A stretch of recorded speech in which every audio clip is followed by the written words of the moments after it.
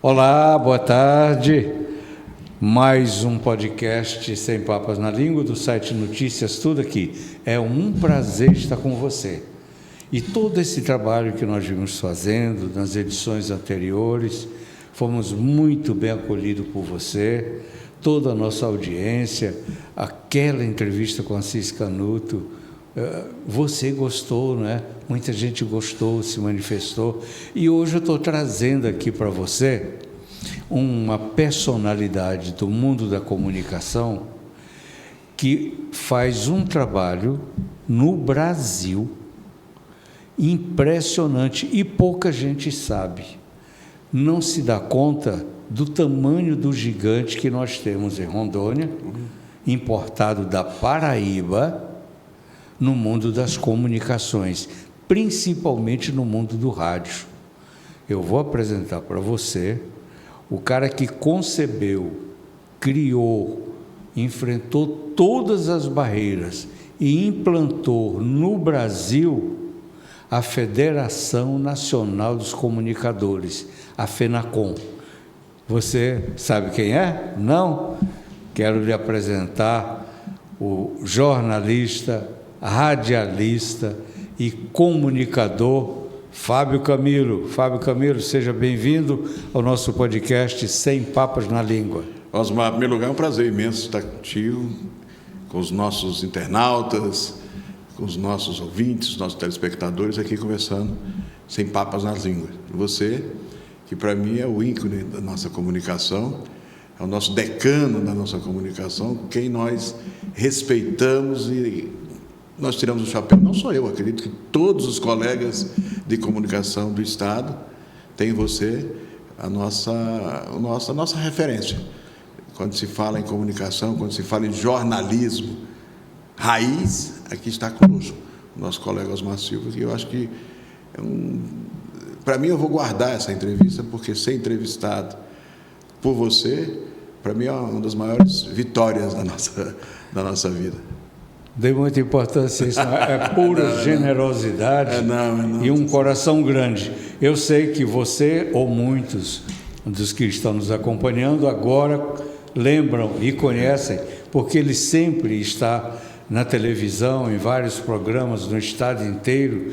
Ele faz um programa, o Informa na Hora, aqui, a partir de Porto Velho, que também vai para várias emissoras de televisão e de rádio no estado inteiro, e provavelmente você seja um fã do Fábio Camilo. Mas hoje você vai conhecer um Fábio que talvez você não conheça. Nós vamos aqui futricar a vida dele. Vamos lá. Como, por exemplo, eu te pergunto, para começar, o que fez você deixar a sua Paraíba uma terra bonita, abençoada, rica, com um mar enorme, praias bonitas, uma cultura diversa, visitada por gente do mundo inteiro.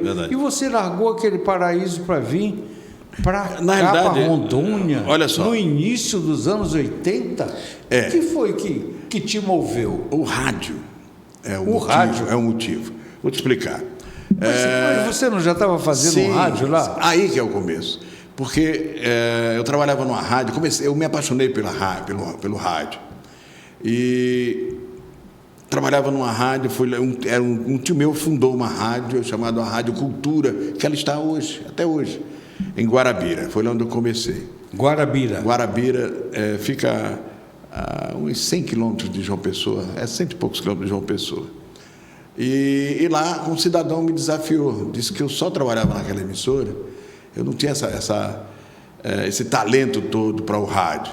Eu estava ali porque era sobrinho do dono. Quer dizer, o cara te subestimou, né? Aí eu briguei com o cara. Resumindo, meu tio acabou expulsando os dois da emissora. Aí eu fiquei pé da vida com isso. O sangue paraibano ferveu. Eu falei, sabe uma coisa? Eu vou embora. Eu vou embora daqui, vou mostrar que eu tenho qualidade, eu tenho capacidade. Aí falei com meu avô, morava com meu avô, vou para Brasília. Que eu vi Quantos anos você tinha? Tinha uns 20 anos, 20 e Nossa. anos. Falei assim, eu vou para Brasília, vou tomar rumo da minha vida. Vou mostrar para esse cara quem eu eu tenho sou. capacidade.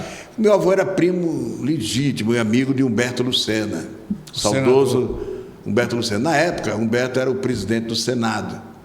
Aí o meu avô escreveu uma carta para o Humberto, falou, já, você quer ir? Eu insisti tanto, que ele falou, então tá bom, tá aqui um dinheirinho para você, sua passagem, vá. Eu vim naquela época de Itapemirim para Brasília. Cheguei em Brasília, aquela cidade, né, João Pessoa grande, mas chegou em Brasília, você fica... Procurei Humberto Lucena e na entressala, antes de falar com Humberto Lucena, muita gente para falar com o senador, com o presidente do Senado, e tinha um cidadão de Rondônia, começou a falar de Rondônia. Falar de Rondônia. Falei, eu acho que é aí que eu vou, não vou ficar aqui em Brasília, não. Brasília está muito grande. Assuntando a conversa dele. Falei, vou para Rondônia, porque em Rondônia, uma palavra que ele disse, olha, lá em Rondônia, que está começando, lá quem tem um olho é rei. Eu falei, é lá que eu vou. Eu tenho 2. Eu tenho 2, eu vou para lá. Quando falei com o Humberto, o que você quer? Quer trabalhar? Manuel disse que você quer trabalhar. Eu falei, não, senador, não, Humberto, eu quero ir para Rondônia. O que você vai fazer em Rondônia? Você conhece Rondônia? Aquele jeitão dele, não sei se você... Eu falei, não conheço não, mas eu vou conhecer. Você não quer trabalhar aqui, que naquela época não tinha concurso público, não tinha nada, tinha uma... Como é que é? O QI, né? Quem indica, não é isso? Eu falei, quero não, eu quero ir para Rondônia. E eu quero que você me arrume uma forma de chegar em Rondônia. Aí ele me arrumou o correio da FAB, lembra aquele avião da FAB que vinha até Vilhena? Era Vilhena, Porto Velho, Manaus. Aí eu falei, sabe da coisa, eu vou ficar... Aí o cara falou, Vilhena, é o começo do estado. Eu falei, e como é que é? O começo do estado, depois você vai subindo. Eu vou. Lembra da Colibri? Da empresa Colibri? Sim. Fui para Vilhena, passei uns dias em Vilhena, não gostei de Vilhena, entendeu? Também não tinha rádio naquela época, né? Só tinha rádio Alvorada. 82, 83. Não tinha rádio em Vilhena, se eu não me engano, não lembro. Não tinha. 82, não tinha. Eu peguei o Colibri, não é? Subi, aí fui parando. Fiquei em Cacoal, conheci o Chicão, não sei se você lembra do Chicão do teatro. Sim. Conheci o Chicão me deu um apoio do caramba lá, mas não gostei de Cacoal. Aí peguei de novo um ônibus, Colibri, não, dessa vez já foi a União Cascavel. Fiquei ali em Presidente Médici. Chegou em Presidente Médici, falei, rapaz, me encantei com aquela... Com o Pelageg. Com o meu querido Pelageg. Quando eu cheguei em Presidente Médici, me encantei. Sabe por quê? Porque parecia com a minha querida Jacaraú, que era pequenininha, onde todo mundo conhecia. Eu acho que aí falou o paraibano, sabe? Do interior. Aí gostei de Presidente Médici, mas não tinha rádio em Presidente Médici. Mas tinha rádio de Paraná. Em 82 o prefeito era Carlos Morongo Filho. Não sei se tu lembra do Carlos Morongo. Era doutor José Cunha, que foi cassado. O Carlos Morongo era o vice. Doutor José Cunha, tu lembra? Aí ficou o Carlos Morongo Filho. Aí conheci Antônio Geraldo aqui, né? Aí Antônio Geraldo... Eu ia falar do Toninho. Aí Antônio Geraldo me acolheu. O Carlos Morongo me arrumou um trem lá para me ficar trabalhando. Já depois de alguns... Eu estou resumindo, depois de algum tempo. Aí eu falei, vamos fazer rádio aqui. Eu falei, rapaz, tem rádio em Alvorada. Eu peguei um ônibus e fui lá em Alvorada. Em Ji-Paraná. Lá em Ji-Paraná. E 30 quilômetros? 35 quilômetros, né? 35 quilômetros. E tinha um amigo nosso em Médici, que morava em Presidente Médici, trabalhava na rádio que era o Curruíra. Não sei se você chegou a conhecer o Curruíra. O Curruíra hoje está morando no Paraná. Aí o Curruíra falou, eu peguei amizade com o Curruíra falou, vou te apresentar a um cidadão lá. Aí me apresentou o mestre da comunicação do Estado, que é Valdemar Camata. Aí o Camata foi... Capixaba velho, Silva Júnior, lembra? Sim. Aquele vozeirão. Aí Silva Júnior foi o culpado. Eu já queria desistir, queria ir embora, sabe? Aí o Silva Júnior me colocou na Rádio Alvorada. Aí daí nasceu. Aí da Rádio Alvorada começou a surgir aquela questão dos 5 anos para Fernando Henrique, começou a pipocar a rádio do Estado, né? Você lembra muito bem, era a rádio em Pimenta Bueno, Rodacy Soares já tinha em Cacoal, que era naquela época. O Rômulo Furtado estava na comunicação, né? O Rômulo Furtado começou com a Rita Furtado em várias rádios. Aí eu comecei recebi um convite para inaugurar a Rádio Pimenta Bueno, da Rita, fui. Depois recebi um convite para trabalhar na Rádio Ji Paraná, depois na Rádio Ariquemes, e aí foi por aí. Aí fui no interior, mas meu sonho era chegar na capital. Eu acho que na capital, é ali que está a minha chance, não é? Aí não, aí fiquei em Ariquemes, aí Presidente Médici, o Assis Canuto, deputado federal na época, conseguiu uma rádio para Médici. Aí ele, Toninho, Silvio Hernandes, era o sócio, e Chagas Neto. Aí o Toninho me ligou, falou assim: Fábio Camilo, preciso de você em Médici. Você vai... A minha casa, eu tenho casa lá. Volto para Médici. Voltei para Presidente Médici. Aí fiquei lá em Presidente Médici, aí sim. Aí lá, 10 anos fazendo rádio em Presidente Médici. Sabe, aí começou a história aí. Quer dizer, uma trajetória que você não veio atrás de terra. Muito sofrida. Eu vim atrás de você descobrir. Você não veio atrás de terra, né? Não. Vim atrás de... É tanto que depois, negócio de terra, olha só. Ali, você conhece bem ali, chegando em Presidente Médici, tem um leitão. Sim. Tem um leitão, aquele rio Leitão, que do lado é a fazenda do Mário Piloto, não sei se você lembra, e desse lado tinha um cidadão que tinha, se não me engano, 20 alqueiros. Na época, o cidadão estava querendo ir embora, e chegou para mim e falou assim: Fábio Camilo, você não quer comprar uma chácara? Chácara, 20 alqueiros era chácara. Eu falei: quanto o cara quer? Dinheiro de hoje, R$1.000, um exemplo. Né? Eu falei: para que eu quero ter? Olha só, quando eu passo lá, o cara fala assim: sabe, essa terra agora vale 2 milhões. Para você ver que a gente não tinha essa malícia do dinheiro. Nós, da comunicação, não tinha essa ganância, vamos dizer assim, de buscar terra, buscar boi, buscar não sei o quê. Não.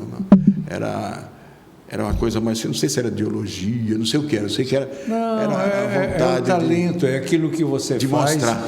E se sente bem de fazer, gosta de fazer, comecei com e faz sertanejo. porque gosta, por isso acaba fazendo bem. Eu comecei com sertanejo. Aí do sertanejo eu descobri que... Aí o Célio... você conhece o Célio Renato, lembra? Sim. O Célio Renato, na primeira campanha dele, precisava de um locutor. Eu falei: eu nunca fiz isso. Aí o Célio... Mas a necessidade, né?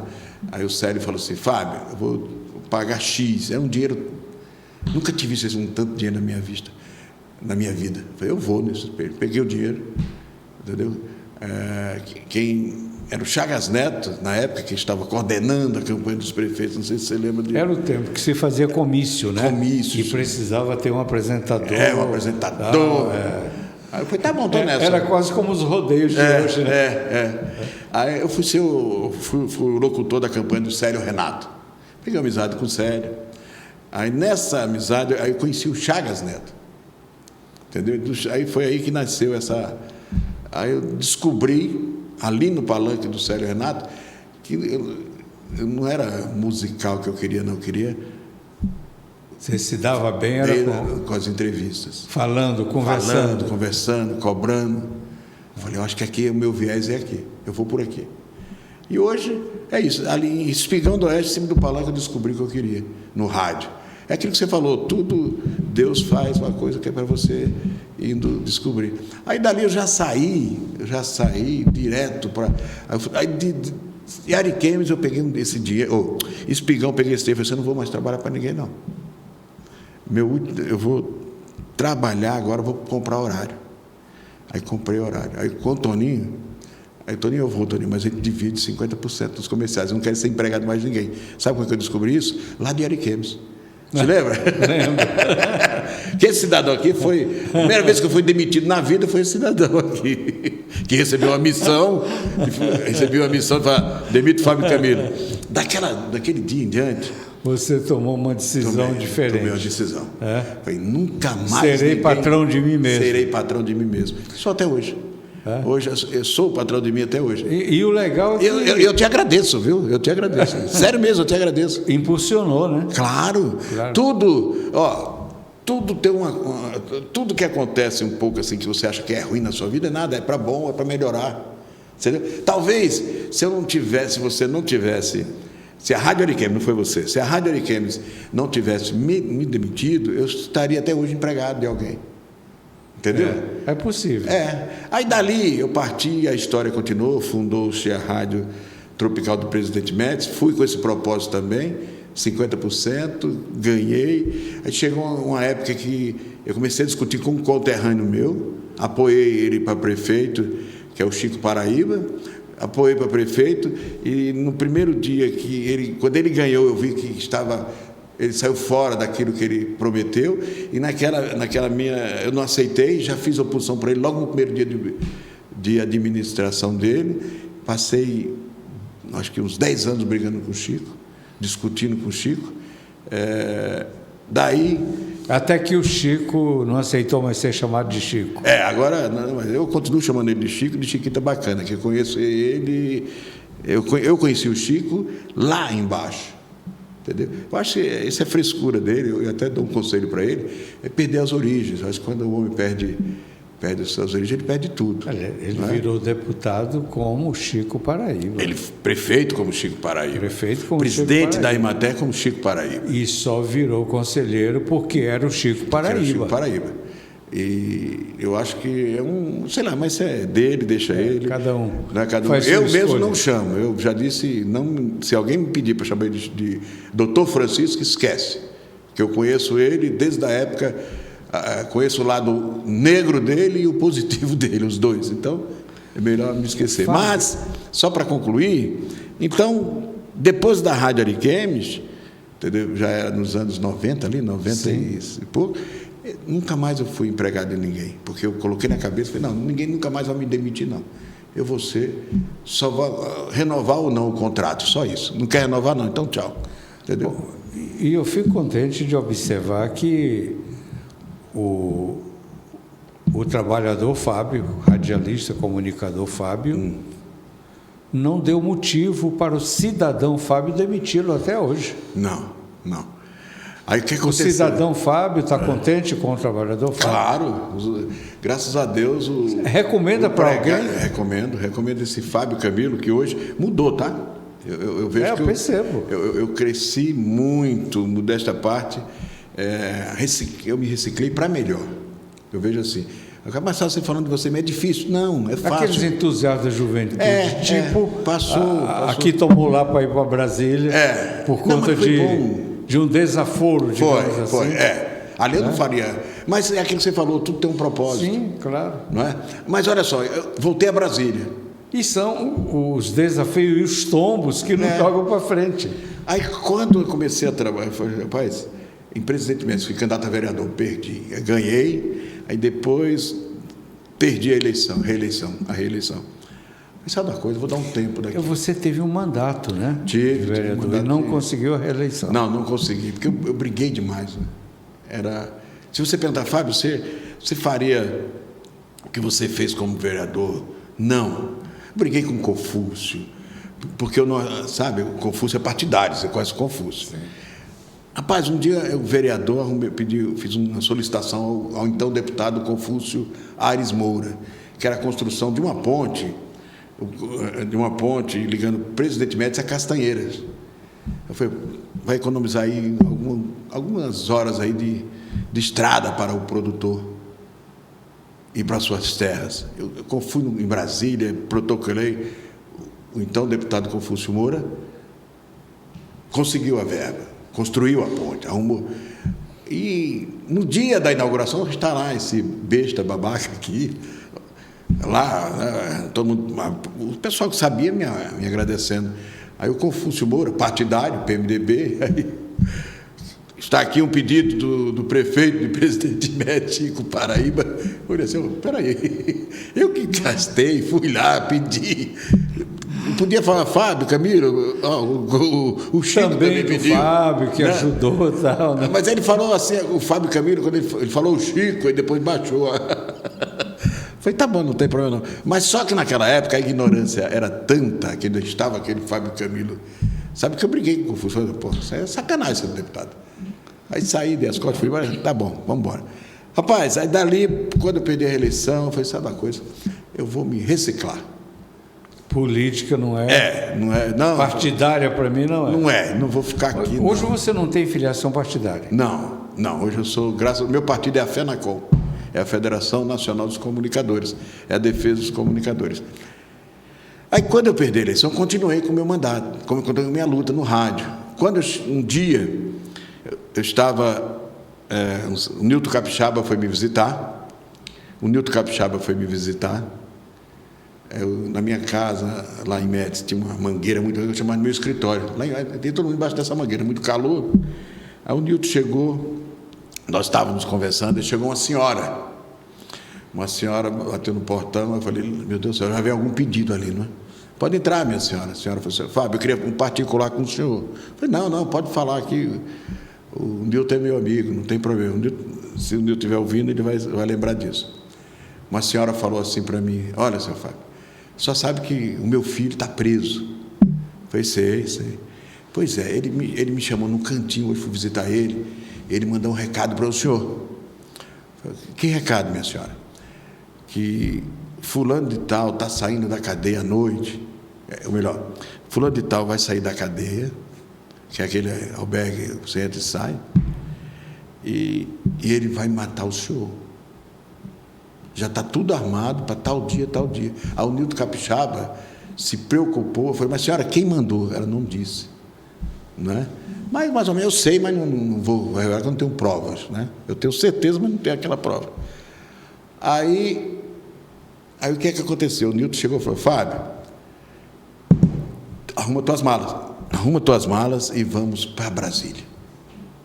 Eu falei, mas como é que eu vou em Brasília, Nilton? Eu vou te arrumar uma portaria, você vai ser meu assessor.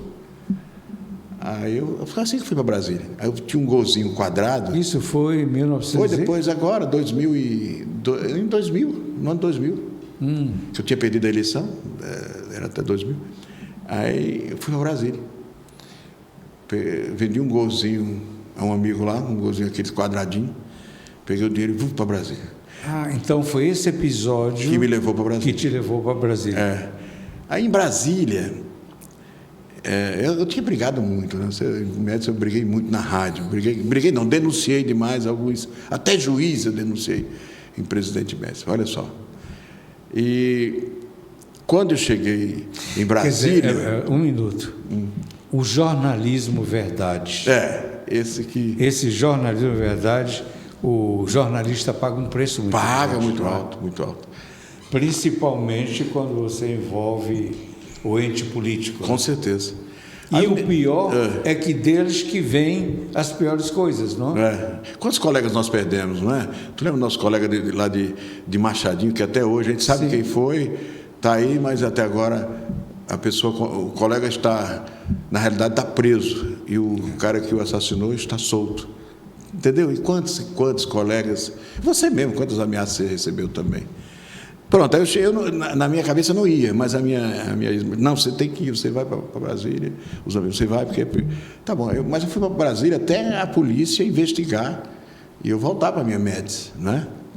Nessa Já daí... estava casado nesse tempo? Estava casado com a primeira esposa, né? Aí, já tinha filho? Já, minha filhinha tinha... Aí você foi, a família ficou? Minha família ficou. Porque você ia voltar? Eu ia primeiro eu ia lá me arrumar as coisas, para depois elas iam. Aí nesse vai lá, a Mirlanda era ministro, viu? A Mirlanda era ministra. Da Previdência. Da Previdência. Quando eu cheguei em Brasília, o Nilton me prometeu um trem, quando chegou lá não era aquilo que o Nilton... Não é que o Nilton prometeu, não é porque ele não quis. É porque quando foi somar, você sabe que tem uma verba X de gabinete, não dava para ser aquilo. Ele falou assim, espera que eu vou melhorar. Eu falei, como é que eu vou viver aqui? Me lasquei. Mas vou entregar na mão de Deus. Aí um homem chamado Eduardo Valverde, seria muito bem. Aí eu falei, já sei. Vou conversar com o Eduardo Valverde. Nessa daí eu já tinha arrumado umas rádios para ser correspondente, entendeu? Aqui. Aí eu falei, Eduardo Valverde, rapaz, eu estou precisando de você, porque eu preciso de uma nota para continuar aqui em Brasília, então eu estou lascado. Por quê? Porque eu estou ganhando, não dá nem para pagar uma pensão. Aí ele falou assim, lá no meu apartamento tem 4 quartos e um está vazio. Pega todas as coisas e vai para lá. Passa uns dias até a gente arrumar. Fiquei na casa do Valverde 2 anos. 2 anos. Nos apartamentos funcionais do Congresso. Aí lembrei, falei assim, rapaz, já sei quem pode me arrumar alguma coisa também. A Mirlândia. Vou falar com o ministro. Cheguei lá no ministério, nem me deram atenção, né? Eu quero falar com o ministro. Eu falei, não, minha senhora, eu sou de Rondônia, eu queria falar com o Amirlândia, o senador Amirlândia. Senhora, o senhor tem audiência? Não, então o senhor não pode. Eu falei, tá bom, eu posso esperar aqui? Pode. Eu vou esperar o amigo descer, eu falo com ele. Daqui a pouco vem o Amirlândia, o amigo me atende. Aí o amigo já entra, aí a mulher ficou surda. Já entra aqui no carro, vamos comigo, vamos. Eu falei, opa, estou em casa. Aí expliquei a situação para o amigo me arrumou para ser correspondente para gravar algumas vinhetas, uma coisa numa empresa, uma terceirizada, numa empresa que prestava serviço para o Ministério. Aí pronto, eu consegui. Aí fui ficando. Aí fui conhecendo pessoas em Brasília, Foi equilibrando as finanças. Equilibrando as finanças. Fui conhecendo colegas de outros estados. Aí não era mais correspondente só de Rondônia. Com 1 ano, 2 anos que eu estava em Brasília, eu já era correspondente de várias emissoras de rádio em Rondônia e no Brasil. E nessa conversa, a gente passou a conhecer, não é? Nós passamos a conhecer vários colegas de outros estados. E todo mundo contando a mesma história, de perseguição, sabe? De sindicatos que não funcionavam. De sindicatos que não funcionam. Eu falei, então, eu passo por Falta isso também. De defesa. Passa por isso também. Vamos fazer o seguinte, vamos fundar uma associação de pior situação. Aí chamamos um bocado de colegas em Brasília, eu acredito que representante, eu acho que 10, começamos com 8 estados, vieram a Brasília, a gente sentou, discutiu, aí da associação criou a federação. Aí o meu presidente seria o Luiz Gonzaga, lembro muito bem, ex-deputado, radialista, e aí o Gonzaga falou, não, aí um colega da Paraíba, também preparadíssimo, que eram meus candidatos a presidente, falou, não, tem que ser você. Aí eu fiquei, presidente, estou enrolado até hoje com a federação. Então, não se encontrava nos demais órgãos de defesa da comunicação, quase todos voltados só para jornalistas. Né? Nós queremos abranger. Não tinha para o radialista, para o comunicador. Né? E hoje a FENACOM... Foi essa lacuna que você observou que poderia preencher. Foi. A FENACOM hoje, vamos dizer que ela... eu sempre falei o seguinte, eu nunca quis ficar sozinho, sempre quis dividir, você é testemunha disso? Sim. Sempre dividir, porque, olha só, eu estou cometido agora numa doença. E é uma entidade de representação nacional, não tem como sozinho carregar isso. Mas tudo só funciona se eu ligar. Aí é dose, entendeu? Fábio, não, acho que tem que alguém tem que puxar o carro. Agora está entrando a colega Manu. É aí que São Paulo se orgulha, né? Não é a locomotiva do Brasil. É verdade. Quer dizer, se andar, os outros vão atrás. Vão atrás. É mesmo, é verdade. E hoje a FENACOM está em 22 estados. A presidência continua aqui de Rondônia, olha só. Tem que ir a Brasília de vez em quando, agora cometido de uma doença, você sabe disso. Sim. Eu não posso andar muito, mas estou saindo, graças a Deus, para começar a minha vida. Mas foi essa a história minha, que aqui aí voltei para Rondônia. Aí, nesse meio aí, houve uma separação. Aí voltei para Rondônia, cansei de Brasília. Quando eu vi a bancada, porque as bancadas de Rondônia, desde que eu cheguei em Brasília, o pessoal tinha amor por defender o Estado. Espera aí, você ficou quantos anos em Brasília? Eu acredito que uns 15 anos. Uns 15 anos. Você acompanhou umas 2 ou 3 bancadas. E foi só piorando. Durante esse período, quem foram os congressistas de Rondônia que você considera que foram mais efetivos? Tem mais vários. Aguerridos? Tem vários. Mas eu citaria aqui o senador Valdir Raupp, a Marinha Raupp. A Marinha Raupp, para mim, é uma guerreira, uma das maiores parlamentares que o Rondônia já teve. Porque o pessoal tem gente que fala assim, você conhece ela? Sim. A Marinha é chata, isso é nada. Ela vai para cima.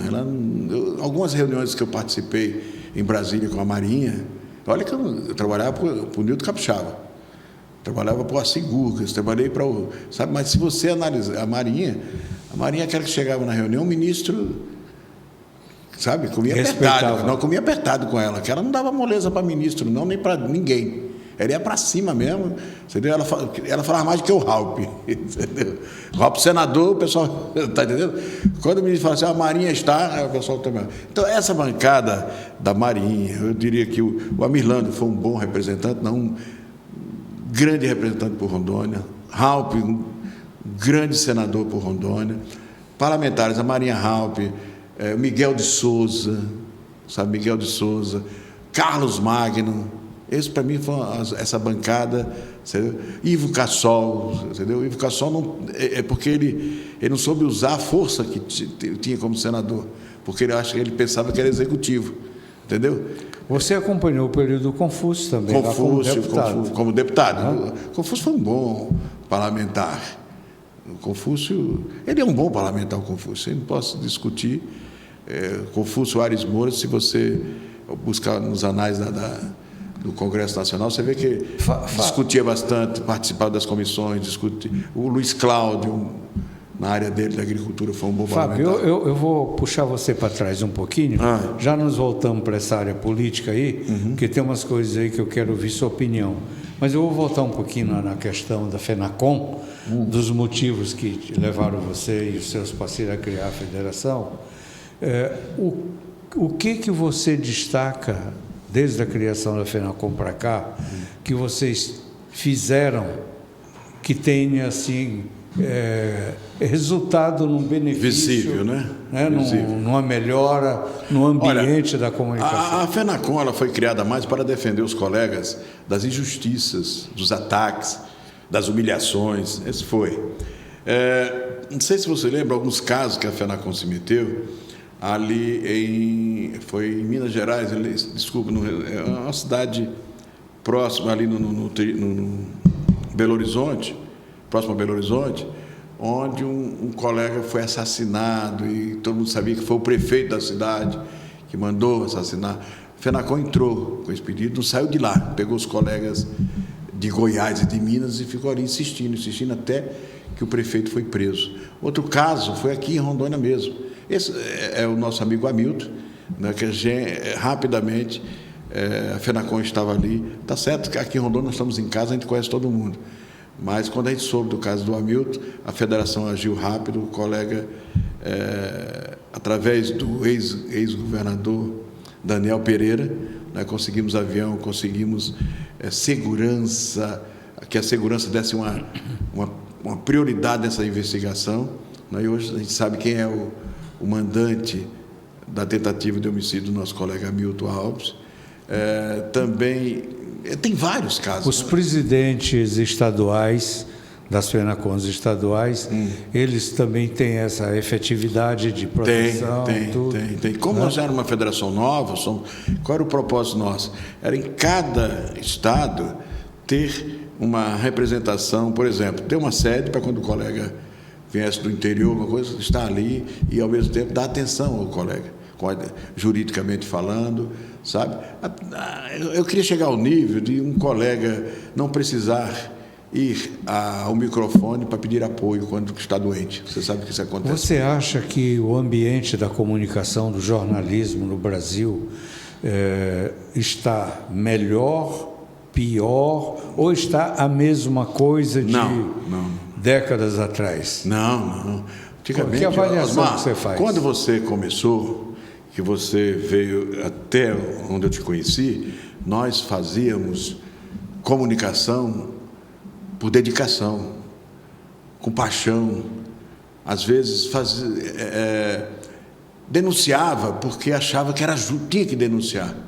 Hoje eu vejo que a comunicação, sabe, ela, com todo respeito aos colegas, não vou citar nomes aqui, eu dizia que nós estamos presos, sabe, e até eu me incluo também nisso aí, sabe, a migalhas do governo, seja ele estadual, municipal ou estadual. Em alguns pontos, alguns colegas até se prostituíram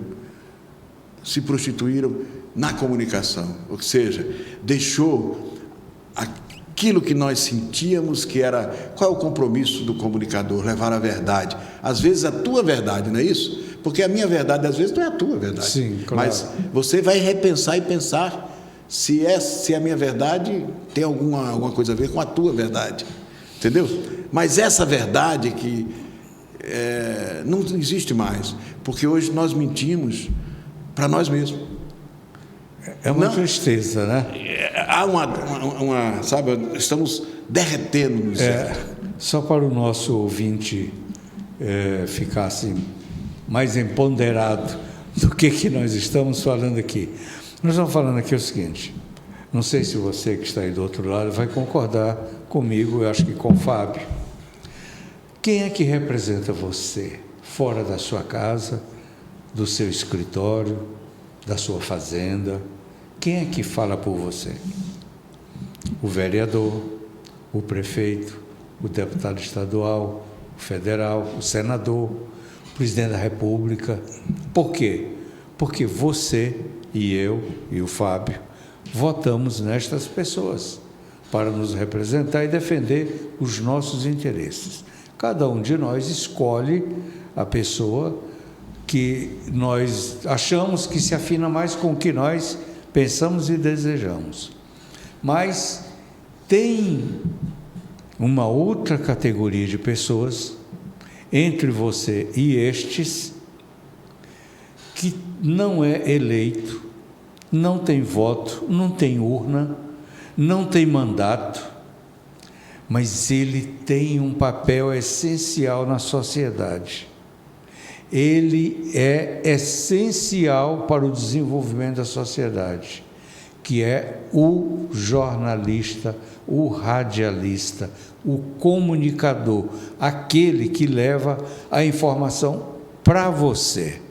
Fábio, verdade, sim. Quantas pessoas, em função daquilo que você informa, fazem negócios e ganham rios de dinheiro? Vários. Quantas pessoas, em função do que você informa, ou do comentário que você faça sobre um fato que está presente, é do dia, é da discussão da hora, muda a sua atitude na sua própria vida, às vezes dentro de casa, na relação com as famílias, com seus familiares, com amigos, mudam rumos de vida. Verdade. Quando eu falo... Porque a informação é esse produto com essa capacidade de transformação. Mas é bom dizer que o jornalista, ele não impõe. Ele fala, ele escreve e você vai dizer se é verdade ou não, porque é aquilo que eu disse lá atrás. A minha verdade, às vezes, não é a verdade do eleitor, do leitor ou do ouvinte. Correto? Correto. Aí outra questão, por exemplo... Você falou de colegas que, na sua linguagem, se prostituem hoje. Sim. Para sobreviver. Mas espera aí, esse colega, ele sai desse compromisso da verdade com... Sai do compromisso... Com você. Exato. Com você. Ele está traindo você. Ele não tem um mandato, você não deu um mandato para ele. Mas se você lê o que ele escreve... Você deu audiência para ele. Ouve o que ele fala, vê o que ele diz, você está dando audiência para ele. Isso é importante.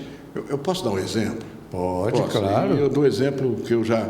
Segunda-feira no meu programa eu vou falar, então eu vou falar aqui em primeira mão do seu programa. Você viu aí que foi criada a lei, uma lei que eu acho uma lei absurda. Se o Senado não parar com essa coisa, nós estamos fritos. Nós, comunicadores, você, cidadão, está frito. Você, enfim, você, profissional liberal, está frito. Por quê? Votaram uma lei na Câmara que foi aprovada, Osmar. Eu estou sem, depois do Covid, eu não decorei o nome da lei, que é a lei que proíbe a proteção aos políticos. Proíbe você dizer que o político que você votou é canalha. Que é corrupto. Que é corrupto. Que roubou. Que roubou. Olha, você não pode chegar e falar, fulano de tal... o gerente do banco, eu dou sempre exemplo pelo gerente do banco, mas tem outros exemplos, certo? O gerente do banco, se o gerente do banco chegar assim, olha, deputado, ou vereador, ou prefeito, ou fulano de tal, você vai receber o salário pelo banco tal, não é isso? Mas você só pode ter o seu contra-cheque, a conta salário. Você só pode ter essa conta salário. Você não pode ter cartão de crédito do banco, você não pode ter cheque especial. Mas por quê? Porque o senhor está aqui e está sujo. seu nome está sujo. Em outras palavras, né? Você está inadimplente, não pode. Você está me desafiando, você está me desacatando, você está preso. Pode prender você porque você está dizendo que ele está errado. Entendeu? Fábio, então isso me leva a fazer uma pergunta para você. Na sua percepção, nós estamos vivendo um país com censura ou sem censura? Nós estamos caminhando para um país cubano. Cuba, estamos implantando aqui em Cuba, onde você não pode... Agora, o que mais... O quê? Um país comunista? Um país comunista, nós estamos caminhando para um país onde comunista. Tudo cabe? Tudo é proibido, é proibido. E querem fazer o que Lênin falava lá atrás. Pega uma galinha, tira as penas, joga lá, depois joga milho que ela volta. Você está entendendo? Quer dizer, estão nos maltratando, daqui a pouco estão dando aí um Bolsa Família e você volta sorrindo. Entendeu o que eu estou querendo dizer? Agora, o que mais me maltrata nessa questão dessa lei é saber que uma ex-colega, porque não é mais colega, hoje é deputada federal, votou a favor desse projeto de ditadura, um projeto comunista, um projeto que está massacrando, que é a deputada Silvia Cristina. Então, vamos lá devagar. Nós temos já estabelecido isso, você possivelmente saiba, de tanto ouvir falar e ver na televisão, que no período eleitoral foi proibido pela Justiça Eleitoral e pelo STF de se pronunciar várias palavras, de se fazer vários apontamentos. Isso. Uma das proibições que existia, por exemplo, era a de dizer que o atual presidente Luiz Inácio Lula da Silva era amigo do Maduro, que era amigo... E outra dizia que era ladrão, né? Que era amigo... estava proibido de dizer... É proibido, Lula não é ladrão. Você era preso. Exato. Assessor implantado. Até que a ministra Carmen Lúcia disse, se é só até a eleição, não pode, é contra a lei, mas eu vou concordar. E está até hoje. Até hoje. O inquérito das fake news está aí até hoje. E nós não estamos caminhando para um país comunista? Para enquadrar todo mundo que disser algo que eles não concordem. Então, a censura está vigente no país. E agora a gente tinha o parlamento como um instrumento de defesa da sociedade. Não tem mais. E você está trazendo a informação de que, repita, o nosso ouvinte. Qual deles? Qual a informação da Silvia Cristina? Que a Silvia Cristina votou, olha só, a deputada Silvia Cristina votou num projeto que proíbe você chamar o deputado, o senador, de criticá-lo. Entendeu? Você não pode mais falar... Político nenhum, vereador, deputado, está proibido. A única salvação que eu vejo no nosso país ainda... E a Câmara aprovou a lei, hein? A Câmara, não é isso que o perigo é esse? Que está no Senado. Aprovou na madrugada, na calada. Eu vou a Brasília agora e vou fazer um apelo aos senadores. Já estou pedindo aí aos senadores, pedi ao Jaime Bagato, já pedi aí ao Marco Rogério, que é comunicador, não é? E vamos pedir aos colegas, vocês aí de outros estados... A FENACON já pegou essa bandeira. Essa bandeira não vamos deixar. De defesa da liberdade. Claro.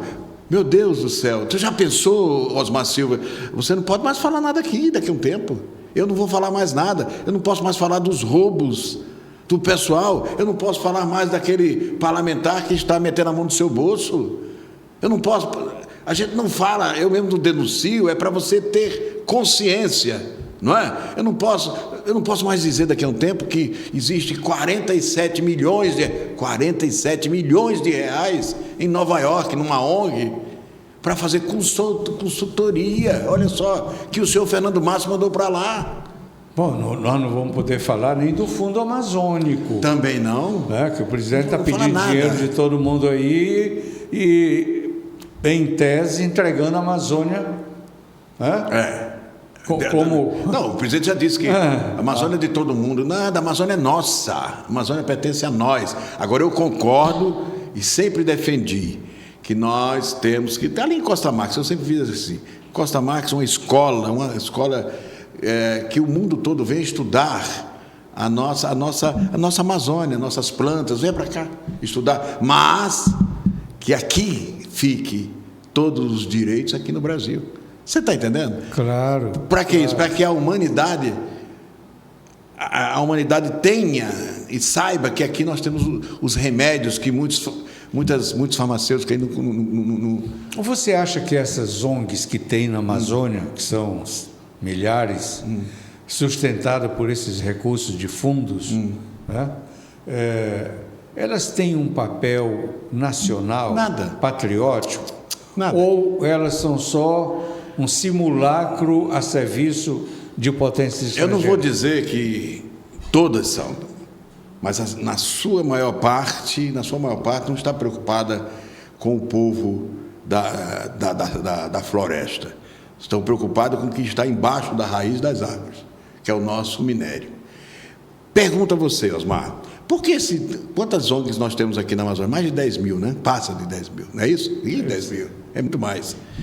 Ninguém tem esse levantamento. Você vai no Nordeste, no sertão, no alto sertão nordestino. O pessoal morrendo de fome. Pergunta se tem alguma ONG lá ajudando o povo do alto sertão nordestino em plena seca, quando chega. Lá no raso da Catarina. Não vai, não tem. Se não for uma igreja, se não for um padre, se não for um pastor levando um pedaço de pão para alguém lá, entendeu? Olha lá, é muito difícil. Se não for os conterrâneos, que ora estão em São Paulo, no Rio de Janeiro, que mandam ajuda para os irmãos lá, não tem.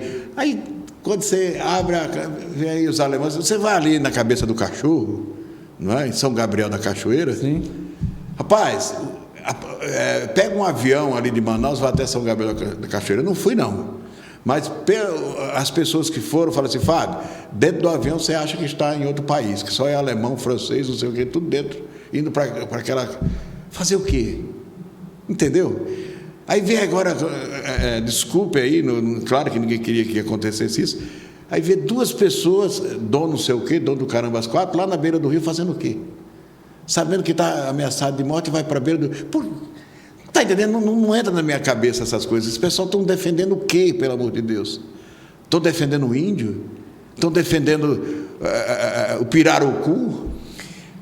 Não seria melhor defender a Amazônia do avanço do narcotráfico pelos rios amazônicos, vindo dos países vizinhos? Tu entendeu agora? Não seria melhor fazer essa defesa? Então, o que eu quero dizer com isso? Esses milhões todos que estão chegando aí, bilhões... Tem transparência nesse fundo amazônico? Zero. Eu mesmo nunca soube nada, onde é que estão sendo investidos, entendeu? E ninguém explica nada, né? Ninguém explica nada. Então, Osmar, é difícil, não pense os senhores que essas ONGs estão aí para defender índio, defender jacaré, defender nada. Estão ali para defender alguma coisa que não pertence a eles, pertence a nós, não é? Dá outro exemplo, vai no Pará.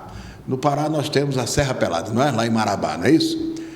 A Serra Pelada mesmo verdadeira, você sabe, você já estudou, não é aquela que hoje virou uma lagoa. Não é. Serra Pelada é aquelas serras que tem na frente, tudo preservado. Hoje é de quem, Osmar Silva?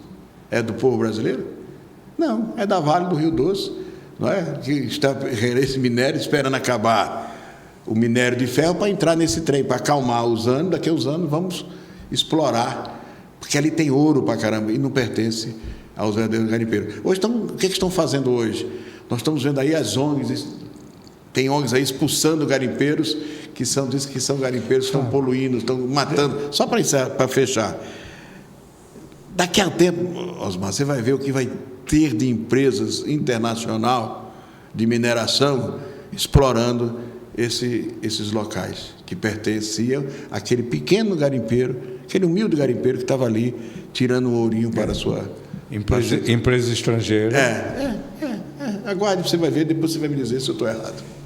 E, Fábio, qual é a sua percepção sobre essa questão das 11 reservas criadas pelo Confúcio, que criou esse imbróglio? Eu acho que aí o Confúcio errou. As pessoas que estão lá até hoje. Agora ameaçadas de perderem tudo. Eu acho. E nós sabemos, eu e você, e quem faz comunicação em Rondônia sabe, que a maioria dessas pessoas não entraram por conta própria. Não, foram induzidas por políticos. Não é isso? Isso.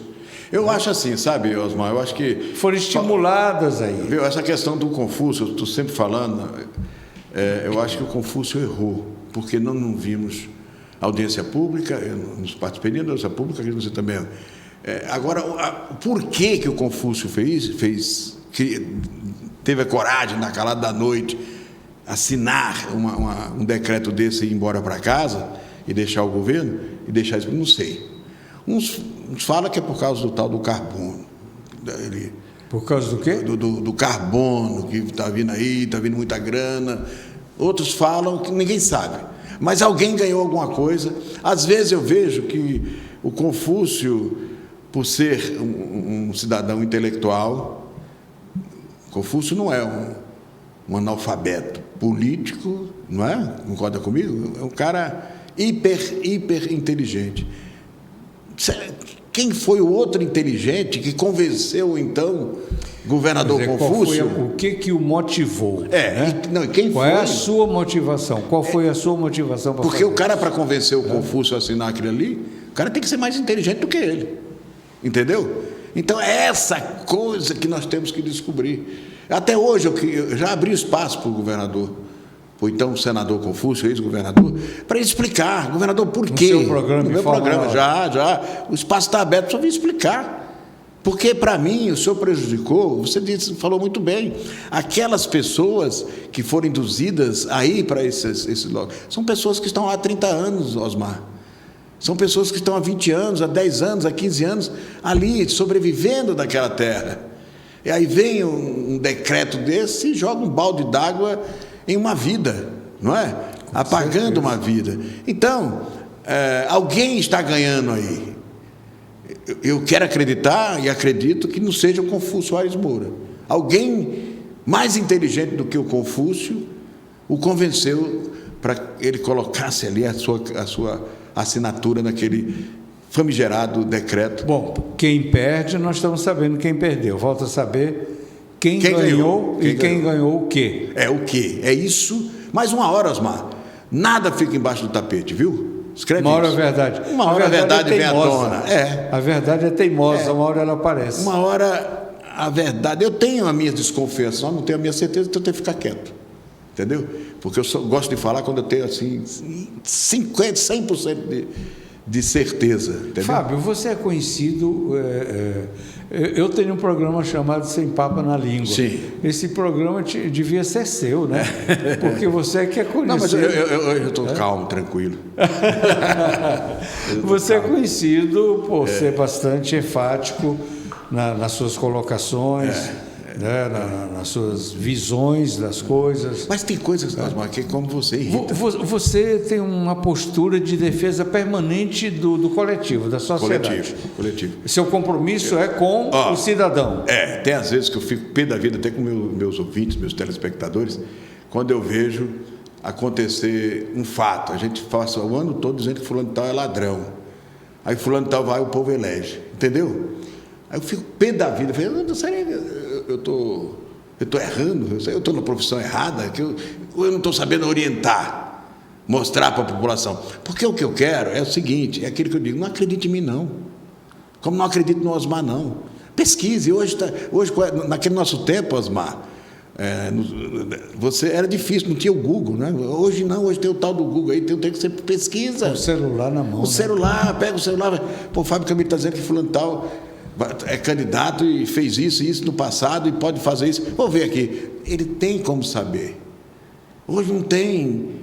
Hoje você erra se quiser. Entendeu? E quando eu vejo algumas coisas... Você vai numa Câmara Municipal... Não sei se você vai numa Câmara Municipal... Quando você chega na Câmara Municipal... Que você olha a cara dos mesmos... É aqueles mesmos... um mandato, 2 mandatos, 3 mandatos, 4 mandatos... Falei, meu Deus do céu... É eu que estou ficando burro, é o povo que está ficando, que vota nesse cidadão de novo. E esse cidadão continua metendo a mão no dinheiro do povo, enganando o povo do mesmo jeito. Entendeu? Essas coisas que nos irritam. Fábio, você vê a política, a política é um meio de vida? Para uns mas eu entendo que nós não vamos ter mais... A política é uma profissão? Não deveria ser, mas transformaram ela em profissão. Hoje ser deputado é... Um dia eu vi um deputado foi no médico e falou assim, sua profissão, deputado federal. Eu falei, meu Deus, deputado não é profissão. Você está entendendo? Não sei se você já viu essa... Sim, você sim. sabe, não vou falar o nome da figura, não. Sim. Entendeu? Mas já aconteceu isso. Então, meus amigos, essas coisas... Quer dizer, mas é uma profissão que o cidadão que está ali nos ouvindo e vendo tira da carteira dele na hora que quiser, não é? Mas o patrão é o povo. E olha que em Rondônia tem até acontecido isso com uma certa dinâmica. Tem. Né? Vamos lembrar, nesse caso, Vamos lá. alguns políticos que estão aí, saudáveis, mas já estão jogados na poeira pelo povo. Me lembra aí alguns, uns 3, uns 4, 5, que poderiam estar sendo governador, senador, e o povo não quer mais, não elege mais. É isso que eu fico pensando, ó. Aí já é questão. Você vê o Luiz Cláudio, por exemplo. Vamos dar um exemplo aqui do Luiz Cláudio. Foi um grande parlamentar. Eu vi começou a carreira dele na Emater, lá no Cone Sul. Mas quando saiu candidato, foi à reeleição, perdeu. Lembra disso? Sim. Tentou agora, o povo não quis. Aí o que eu fico invocado é quando você vê que pessoas que estão se beneficiando com a política, há décadas aqui, construíram um patrimônio invejável, graças aos bestas desse Estado, que conduz eles todas as vezes, que tem faculdade, tem não sei o quê. Aí você, meu Deus do céu, o povo não está vendo isso? Tá, você citou um. Lembre, quem tem mais? Lembre. Tem muitos. Lembre de um, eu vou lembrar de dois. Se você... Fale. Ariquemes, nós temos lá... Vamos começar em Ariquemes? Vamos. Hernandes Santos Amorim está ali, não é? Outro de Ariquemes, como é que é, rapaz, o nome dele? Foi deputado estadual. Outro que não conseguiu a reeleição, que é um bom deputado, eu acho, na minha opinião, não sei você, o Adelino Ângelo Falador. Estou falando só da sua região. Sim. Né? Lá em Vilhena, vamos lá, o Melk Donadon. A família Donadon que está começando, né? Só tem um nome agora, não é? Que é a deputada. Mas a família Donadon... Nós vamos ali em Jaru... Eu acho que a família Donadon até tem uma história longeva na política. Sim. E não começaram bem. O primeiro prefeito cassado em Rondônia... Foi o velho, né? Foi o patriarca dos Colorado Donadons. né? Colorado, né? Colorado. Não era coronel, não. Não, Colorado do Oeste. Colorado Oeste. Vê, nós temos... Não, mas eu estou falando que a família Donadon era super família. E foi cassado por corrupção. Sim. E os filhos, a descendência... Também por corrupção. Por corrupção. E até hoje tem donador na política. Eu acho que Vilhena é muito generosa com os donadons. É verdade. Não é, não? Se você analisar a família Donadon, todos que foram presos foi por corrupção. Então. Deputado federal, deputado estadual e por aí vai, não é isso? Isso. Aí você sobe, vamos subindo, vamos ali. Em Cacoal tem aquele lá. Nós temos o Marcon. Caiu com droga e tal. É verdade. Nós temos ali o Marcon, o Marcelino Marcon, né? De Cacoal, o Wilson Steca, lembra disso? Que está aí ativo, mas não consegue voltar. A prefeita, que foi prefeita? A prefeita que foi presa também, não é? Glaucione. Glaucione. Você acha que ela ainda tem não possibilidade de volta? Não tem. É a prova. Ou já está na poeira da história? Eu acho que está na poeira, que tentou voltar e não conseguiu, não é? Tentou ir voltar. Aí você vê que voltou quem? O Cassol está na poeira da história? Eu acho que o Cassol, ele tem... porque ele está inelegível até 2000 e... não lembro. 30, parece. 2030. Então, ele já... Eu acho que aí já pagou. Vai pagando. Por quê? Não é porque... se fosse agora, ele voltaria nessa próxima agora. Só que a geração vai passando, né? Agora vem minha filha que vai votar, o teu netos que vão votar, são novos eleitores que já não conhecem o Cassol. E novas lideranças. Que vão surgir dessa turma. Nesse período aí. Eu espero que purifique, né, Osmar? Porque eu tenho dito que a política séria, até Antônio Carlos Magalhães, política séria que eu digo, o debate, não é? Veja, por exemplo, os ex-governadores. quantos ex-governadores, nós temos aí saudáveis, vivos, que podiam estar contribuindo Mas a história ainda. E todos contribuíram com Rondônia. Todos contribuíram e podiam estar contribuindo ainda. Eu diria Mas o Oswaldo Piana Filho. estão na poeira da história. Vai lá, Oswaldo Piana. Oswaldo Piana, Quem Valdir mais? Raup, não é?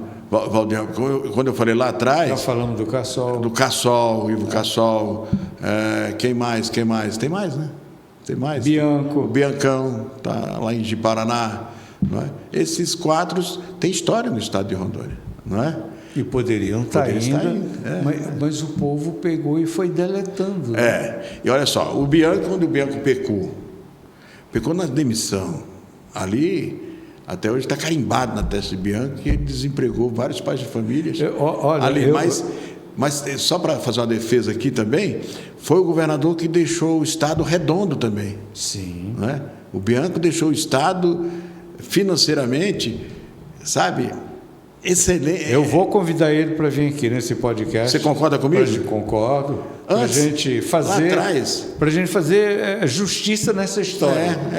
Porque por que o Bianco? Você sabe por que o Bianco foi obrigado a demitir? Você sabe, não? O Bianco foi demitido. Esse pepino era para cair na mão do Raup. Você lembra que o Raup passou uma crise desgraçada no governo dele, que não tinha dinheiro para pagar ninguém? Simplesmente, na época, o ministro da Fazenda disse: ou demite, ou nós não emprestamos dinheiro para sanar, né, para sanar as contas do Estado. Então, o Arnaldo, que Deus o tenha, convenceu o Bianco a tomar aquela decisão, senão o Estado de Rondônia ele vai passar depois ele vai falar melhor do que eu, 3, 4 meses, igual naquela do Santana, sabe? Do Geraldo Santana, que o Estado ficou 3 meses sem receber, os servidores, né? 3 meses sem receber salário. E o Clotemota, secretário de Fazenda, se escondendo debaixo de uma mesa, fugindo da imprensa. Lembra disso? Claro. Então, quer dizer, são cenas. Aí quando o Bianco, sabe, resolveu o problema do Estado, que saiu, tentou a reeleição, o povo não entendeu, né, que a demissão era, se não fizesse, né? Aí o Cassol disse o quê? Olha, eu vou readmitir o povo, lembra disso? Foi. Já readmitiu, sabe por quê? Porque já tinha dinheiro para isso. Já tinha como pagar. Já tinha receita para... O Estado já estava navegando em águas tranquilas. Estava saneado. Então, foi isso que aconteceu. E quem ganhou foi o nosso líder, o nosso amigo Ivo Cassol. E o Bianco ficou como bandido dessa história. E hoje está isso. Mas cada um fez a sua parte. Olha, eu acho que o senador Confúcio ganhou um carimbo muito parecido com esse que deram no Bianco, com a história das 11 áreas que ele criou aí. Não, isso aí matou o Bianco, matou o Confúcio. Eu acho que esse carimbo está difícil de se livrar dele. Não, eu já abri o espaço às 10 vezes. Ele vem em Porto Velho, não vem falar. Porque eu entendo que esse foi um dos... Porque, olha só, ele manchou a história, manchou a biografia dele. Porque, olha só, quem conhece o Confúcio Moura, eu acho que você o conhece mais até do que eu, desde Médici lá de Ariquemes, é uma história bonita, uma história bela, não é? Galgou, olha quantos mandatos, foi secretário. Nós temos um hospital lá em Presidente Médici que nós ganhamos graças a atuação dele como secretário de saúde, entendeu? No governo do Jerônimo. O Jerônimo disse: não vamos fazer isso aqui não. Aí fomos com ele falou: não, convenceu o governador a construir o hospital. Quer dizer, o cara tem uma história no Estado. Aí quando chega no fim da sua vida pública, ele prejudica milhares e milhares e milhares e milhares de pessoas com esses malditos decretos que eu quero acreditar que alguém mais inteligente do que ele, Fábio fez Camilo, ele assinar. O Expedito Júnior, pai e filho, estão na poeira da história? Estão na poeira da história. O Expedito, o pessoal começa... o Expedito tem uma história bonita, da questão da transposição, viu? Mas eu não sei o que acontece, que o Expedito não consegue mais se erguer. Foi um bom senador, um bom deputado federal, mas... eu acho que o pessoal começou a descobrir... Mas ele perdeu o mandato lá 2 vezes, ele voltou para casa... Sim, mas eu estou falando, ele tinha um mandato, Ele teve algumas ações. Ações como deputado federal, como senador e como deputado federal. Mas também teve comportamentos condenados pela justiça. Não republicanos. Não republicanos. Que acabou. Não é isso que tem acabado. E o filho dele foi no mesmo caminho do pai, né? Que o filho dele, para mim, eu sempre disse isso aqui, e eu peço desculpa sempre ao Expedito, é um cidadão que não cresceu, ficou criança o tempo todo, entendeu? Falta nele maturidade política. Quer dizer, isso nos faz lembrar que Rolim de Moura, né, uma cidade fora da BR-164, que não é das maiores do estado, foi um celeiro de políticos que poderiam ter tido uma carreira mais efetiva, mais produtiva e mais longeva. E todos faltou maturidade, descartados. Né? Porque faltou maturidade política. Entendeu? Em todos os três? Em todos os três. Se você analisar bem, todos os três. E às vezes, Osmar, o poder transforma as pessoas, né? Às vezes para o bem ou para o mal, né? Muitos acham que é Deus, né? E outros têm certeza que é Deus, não é assim? Não é assim? Você já viu tantos governadores passar por aqui. Fábio, Camilo, você está falando uma coisa que me fez lembrar uma pequena história. O entrevistado é você. Não. Mas eu vou contar uma pequena história. Vou preservar nomes, não é o momento oportuno.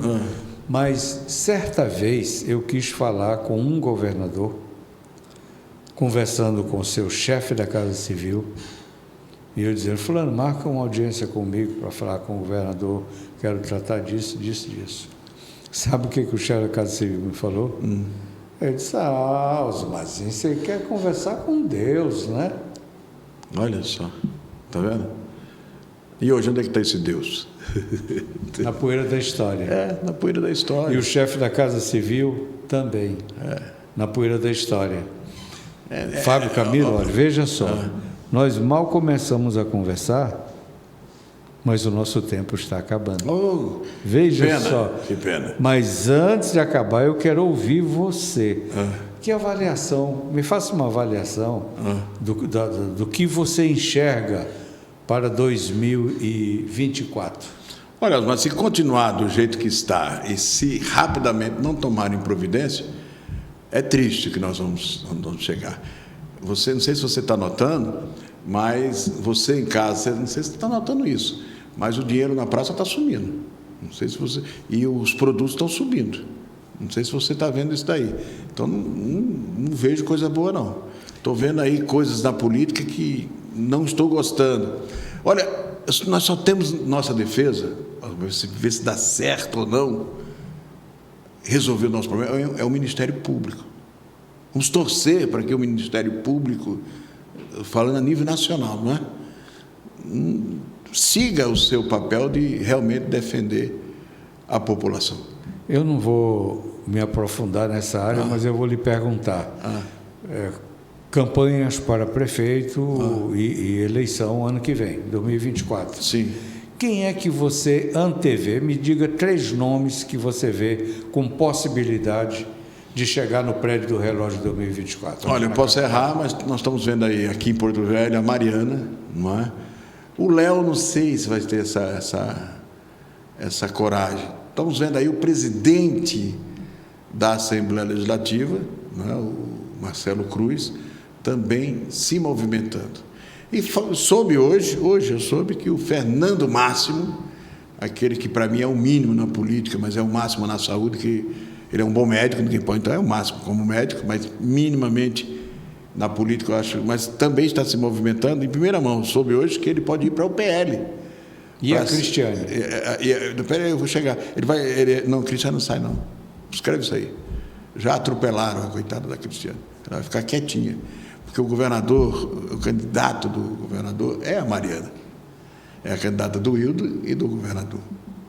Aí, como a Cristiane está no grupo do governador, do governo, ela não vai. Ela não vai sair, ela vai ficar quietinha. A dona Ieda? Não entra? Não entra nessa... Não entra. Aí, a Mariana... Nesse tabuleiro, não? Porque o compromisso é com a Mariana. Esse compromisso. E o Hildo Chaves, você conhece muito bem, ele dá a palavra, ele vai fundo até o final, não é assim? Ele é assim, pelo menos até onde eu conheço, Vê aí na questão de... Ji-Paraná. Ji-Paraná, eu acho que o Isaú repete a dose lá em Ji-Paraná. O presidente Médici vai dar o Zé Carlos, que eu tenho o Zé Carlos do Morumbi. Em Ariquemes, Cacoal não estou... Eu acho que o Fúria continua, eu acho. Ariquemes, a Carla, eu acho que não é candidata. Não sei por que eu tenho essa... A mulher do Redano não é candidata. E digo mais, a melhor coisa era não ser candidata para o Redano. Você concorda comigo? Não, na sua experiência. Se ela não for candidata para o Redano, é melhor. Entendeu? Agora veja Por que é melhor?